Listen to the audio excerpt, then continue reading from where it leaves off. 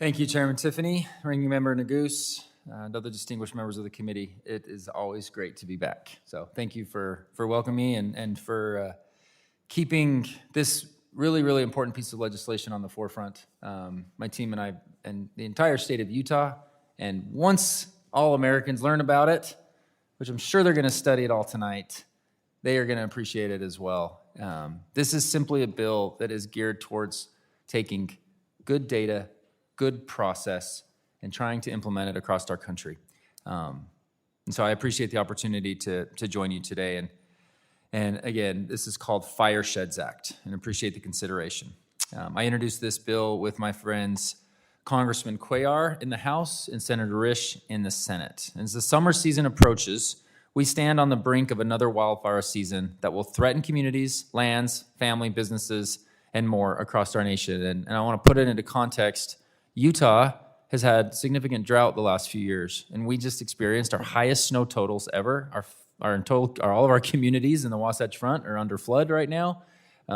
We had an incredibly wet winter, and guess what? Even that leads to higher brush totals and higher potential risk of wildfire. So this occurs in a drought. This occurs in high water years. We have to be able to sincerely look at what we're doing in our forests. So, like I mentioned, fires they form an integral part of our ecosystems. Their rate and severity, though, have increased in recent years. As a result, their impact in our lives and our environment has grown to levels that demand a new management approach. The financial toll of uncontrolled wildfires is staggering.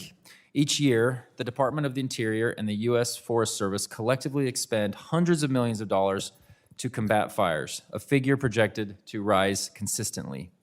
The economic and emotional impact are significant as well. Last year, a fire in Parley's Canyon threatened and forced the evacuation of my constituents, which made this a personal issue for many of us. Furthermore, the environmental consequences of wildfire cannot be overlooked. In 2020, researchers estimated that nearly 112 million metric tons of carbon dioxide, equivalent to the emissions from approximately 24 million cars driven for just 1 year, were expelled into the atmosphere due solely to California's wildfires in that very year. 24 million cars driven for just 1 year from wildfires. I hope that we all can recognize this as something that we all need to be able to address and get out ahead of. Our current mitigation efforts are falling behind in the intensity of these fires, and without provocative approach, this gap will continue to expand.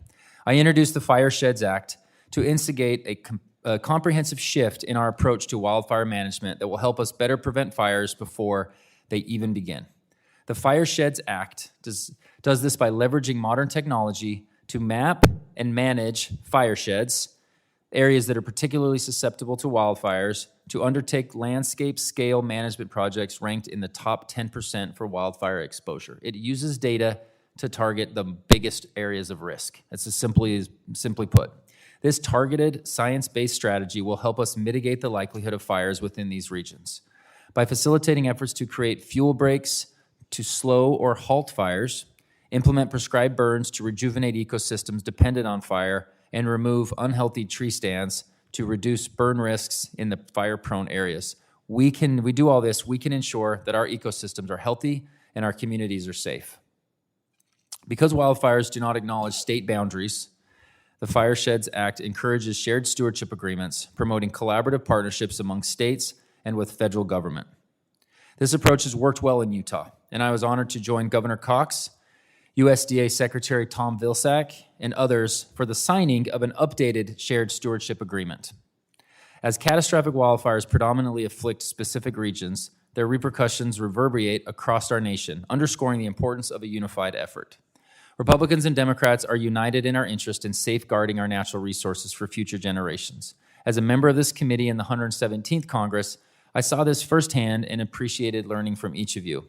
The FIRESHEDS Act will further this shared goal by modernizing the way we manage lands and breaking down barriers between federal and state governments. I just want to reemphasize the point.